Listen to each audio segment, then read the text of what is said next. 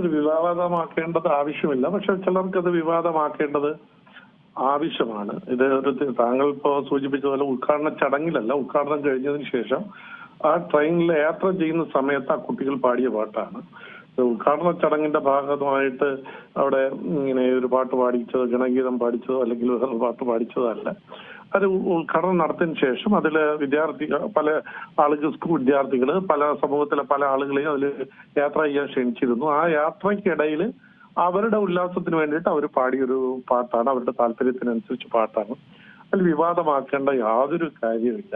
ഇപ്പൊ KSRTC ബസ്സിൽ ആരെങ്കിലും കുറച്ച് കുട്ടികൾ കയറിയിട്ട് അവര് ഏതെങ്കിലും അവർക്കൊരു ഇഷ്ടമുള്ള ഒരു പാട്ട് പാടിയാൽ അത് ഗവൺമെന്റ് പാടിക്കുന്നതാണ് എന്നാരെങ്കിലും പറയൂ? ഇത് വെറുതെ വിവാദമാക്കുന്ന ചില ആളുകളുടെ താല്പര്യം അല്ലെങ്കിൽ ഇന്ത്യ വിരുദ്ധ നിലപാടുകൾ എടുക്കുന്ന ആളുകളുടെ കയ്യടി കിട്ടുന്നതിന് വേണ്ടിയിട്ട് തെരഞ്ഞെടുപ്പ് വരാൻ പോവുകയല്ലേ, അപ്പൊ അതിന് വേണ്ടിയിട്ടുള്ള ഒരു കാര്യമാണ്.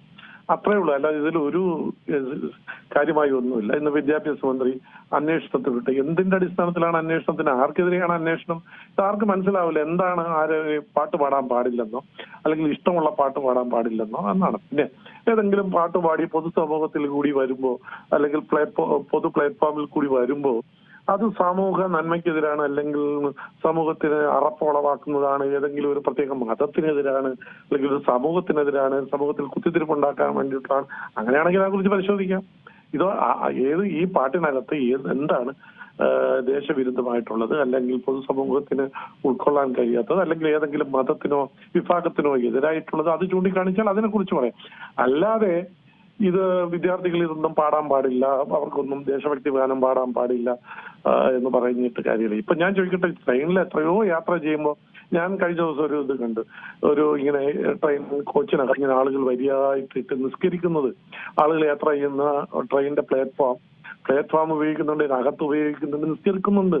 ഇതിപ്പം ആർക്കെങ്കിലും പറയാൻ പറ്റും? നമ്മുടെ തന്നെ കേരളത്തിൽ കായംകുളത്തൊരു ചടങ്ങിൽ ഒരു കേന്ദ്ര ഗവൺമെന്റിന്റെ സംസ്ഥാനത്തിനും കൂടി സഹായത്തോടു കൂടി ചെയ്യുന്ന ഒരു വെൽനസ് സെന്റർ ഉദ്ഘാടനം ചെയ്തപ്പോ അവിടെ ഇസ്ലാമിക പണ്ഡിതന്മാർ വന്നിട്ട് മതപരമായ നടപടികൾ സ്വീകരിക്കുന്നത് നമ്മൾ കണ്ടിട്ടുണ്ട്. അത് ചെയ്യാൻ പാടില്ല, പക്ഷെ അതും ചെയ്തിട്ടുണ്ട്. അതും നമ്മുടെ കേരളത്തിലാണ്. ഒരു സ്ഥലത്ത് പ്രത്യേകിച്ച് ഒരു ജില്ലാ പഞ്ചായത്തിന്റെ ഒരു പരിപാടിയിൽ എല്ലാ മതക്കാരും പങ്കെടുക്കുന്ന പാട്ടിൽ ഒരു പ്രത്യേക മതവിഭാഗത്തിൻ്റെതായ പാട്ട്, ഒരു പ്രവാചകനെ പൂഴ്ത്തിക്കൊണ്ടുള്ളൊരു പാട്ട്, സ്തുതിച്ചുകൊണ്ടുള്ള പാട്ട്, ഇതൊക്കെ നമ്മുടെ കേരളത്തിലുണ്ട്. ഇതാരും അത് കാര്യമാക്കാറില്ല. ഇത് വളരെ ബോധപൂർവമായിട്ടുള്ളൊരു ശ്രമമാണ്. റെയിൽവേയുടെ ഔദ്യോഗിക പരിപാടിയല്ല. അദ്ദേഹം ഉദ്ഘാടന ചടങ്ങ് റെയിൽവേയുടെ അല്ല, യാത്ര ചെയ്യുന്നത് പല തരത്തിലുള്ള ആളുകളാണ്. അത് ക്ഷണിക്കുന്നത് റെയിൽവേയുടെ ചുമതല. ഇന്ന ഒരു വിഭാഗത്തെ മാത്രമേ ക്ഷണിക്കാവുന്നില്ല, എല്ലാ ആളുകളെയും ക്ഷണിച്ചിട്ടുണ്ട്. അതിൽ കുട്ടികൾ അവരുടെ സന്തോഷത്തിന് വേണ്ടിയിട്ട് അവരൊരു ദേശഭക്തി ഗാനം പാടി. അതിൽ നിയമവിരുദ്ധമായിട്ടൊന്നുമില്ല. ഇത് വിവാദമാക്കുന്നത് പ്രത്യേക താല്പര്യം വെച്ചിട്ടാണ്. എന്തിനെ കുറിച്ച് വേണമെങ്കിലും അന്വേഷണം നടത്താം, പക്ഷെ അന്വേഷണം നടത്താൻ എനിക്ക് അധികാരമുണ്ടോ എന്നുള്ളതാണ്. ഇങ്ങനെയാണെങ്കിൽ നാളെ ആയിരിക്കും നീ കേരളത്തിൽ റെയിൽവേ വേണ്ട, റെയിൽവേ ഓടിക്കാൻ പാടില്ല എന്ന് തീരുമാനം എടുത്താൽ നമ്മൾ അത്ഭുതപ്പെടേണ്ടതില്ല. അങ്ങനെയുള്ള ഒരു സിറ്റുവേഷനാണ് കേരളത്തിൽ.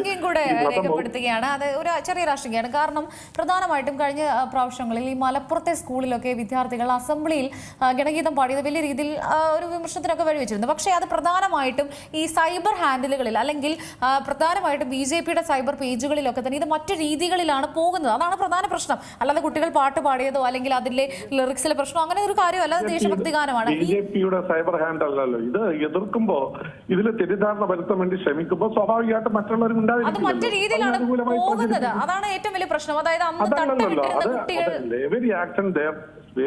ഈക്വൽ ആൻഡ് ഓപ്പോസിറ്റ് റിയാക്ഷൻ, അത്രേ ഉള്ളൂ. അതിലൊന്നും ഒരു കാര്യമില്ല. വെറുതെ പ്രചാരണം നടത്തി ഇതിലൊന്നും ഒരു കാര്യം. ഇതിലെന്താണ് തെറ്റ്? പ്രധാന പ്രശ്നമായിട്ട് പറയുന്നത് കാരണം ഇത് സൈബർ ഹാൻഡിൽ പോകുമ്പോൾ നോക്കൂ, തട്ടമിട്ട കുട്ടി ഗണഗീതം പാടി ആ ഒരു രീതിയിലാണ് ഇത്. ഇപ്പോഴത്തെ പ്രശ്നം തട്ടമിട്ട കുട്ടി പാടുകയോ എന്നുള്ളതല്ലല്ലോ പ്രശ്നം. ഇതിപ്പോ റെയിൽവേയിൽ യാത്ര ചെയ്യുന്ന കുട്ടികൾ ഒരു പാട്ട് പാടി, അവർക്ക് മൗലിക ആവശ്യമില്ല, അവർക്ക് ഇഷ്ടമുള്ള പാട്ട് പാടാൻ. ഇതിന്റെ ക്യാപ്ഷനാണ് പ്രശ്നമാകുന്നത്. ഇത് മറ്റ് പേജുകളിലേക്കൊക്കെ തന്നെയും റെയിൽവേയിൽ ഇപ്പൊ നമ്മൾ റെയിൽവേയിലെ പൊതുപരിപാടി എടുക്കുന്ന സമയത്ത് എന്തെല്ലാം റെയിൽവേയിൽ അവർ ഫോട്ടോ എടുത്ത് അത് പ്രചരിപ്പിക്കും. അത് ഒഫീഷ്യൽ നമ്മൾ എന്തെല്ലാം സംഭവങ്ങൾ ഇപ്പൊ ഒരു പരിപാടിക്ക് പോകും, വിദ്യാഭ്യാസ വകുപ്പ് മന്ത്രി ഒരു പരിപാടിക്ക് പോകുമ്പോ അല്ലെങ്കിൽ ഏതെങ്കിലും ഒരു മന്ത്രി ഒരു പരിപാടിക്ക് പോകുമ്പോ ആ പരിപാടിയിൽ കാണുന്നതെല്ലാം അത് ചിലപ്പോൾ ഇത് ഷൂട്ട് ചെയ്ത് അല്ലെങ്കിൽ അത് ഷൂട്ട് ചെയ്ത് പ്രചരിപ്പിക്കും. അത് ഔദ്യോഗിക ഇതല്ല, ഔദ്യോഗിക പ്രചരണ ഭാഗമായിട്ടല്ല. അത് പരിപാടിയെ സംബന്ധിച്ച് അല്ലെങ്കിൽ ട്രെയിനിൽ യാത്ര ചെയ്യുന്ന ആളുകൾ ചിലപ്പോ എന്തെല്ലാം ഡാൻസ് ചെയ്യുന്ന ഫോട്ടോ എടുത്ത് ചിലപ്പോ ടിവിയിൽ ഒഫീഷ്യൽ ഇതിലിട്ടെന്നിരിക്കും. അത് റെയിൽവേ അതൊരു പ്രചരണത്തിന്റെ ഭാഗമാണ്. പിന്നെ എന്താണ് ഇതിന്റെ പ്രശ്നം എന്നുള്ളതാണ് നമുക്ക് ആർക്കും മനസ്സിലാകാത്തത്. കുട്ടികൾക്ക് പാടാൻ അവകാശമില്ലേ?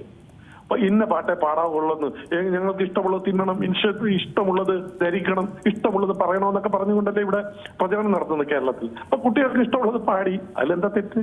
അത് അന്യമത വിദ്വേഷം ഉണ്ടോ? ഏതെങ്കിലും സമൂഹത്തിന് വിദ്വേഷം വരുത്തുന്നുണ്ടോ? രാജ്യദ്രോഹമായിട്ട് എന്തെങ്കിലും ഉണ്ടോ? ആ കാര്യം ചൂണ്ടിക്കാണിക്കുക. അത് അങ്ങനെ ഉണ്ടെങ്കിൽ നടപടിയെടുക്കുക. ഇതിലെന്താണ്? നമ്മളെല്ലാവരും വിവിധ തരത്തിലുള്ള ആളുകൾ എല്ലാവരും ഒറ്റ മനസ്സായി നമ്മൾ മുന്നോട്ട് പോകും. ഭാരതാംബയെ പൂജിക്കാൻ എന്ന് പറഞ്ഞ് ഭാരതാംബയെ പൂജിപ്പിക്കാൻ തെറ്റെന്താ? ഇനി RSSകാർ പാടുന്നതാണെങ്കിൽ RSSകാർ പാടുന്ന പൊതുസമൂഹത്തിലുള്ള എന്തെല്ലാം കാര്യങ്ങൾ RSSകാർ പാടുന്നു. ഇപ്പൊ വന്ദേ മാതരം പാടുന്നു, RSSന്റെ ശാഖയിലും പാടും വന്ദേ മാതരം. അതിന് പുറത്ത് ആരെങ്കിലും പാടിയെന്ന് ചോദിച്ചാൽ അത് RSSന്റെ ശാഖയിൽ പാടുന്നതുകൊണ്ട് ഇനി അത് ഇന്ത്യയിൽ വന്ദേ മാതരം നിരോധിക്കണമെന്ന് പറയാൻ പറ്റും. ഇതൊക്കെ ഒരു പ്രത്യേക തരത്തിലുള്ള ഒരു അന്തരീക്ഷം സൃഷ്ടിക്കുന്നതിന് വേണ്ടിയിട്ട് ബോധപൂർവം നടത്തുന്ന ഒരു ശ്രമമാണ്. അതൊന്നും ഇനി വില പോവില്ല. അത്രയേ ഉള്ളൂ. ഏറ്റവും പുതിയ വാർത്തകളും വിശേഷങ്ങളും വിരൽത്തുമ്പിലറിയാൻ സീ മലയാളം ന്യൂസ് എല്ലാ ഡിജിറ്റൽ പ്ലാറ്റ്ഫോമുകളിലും ലഭ്യം.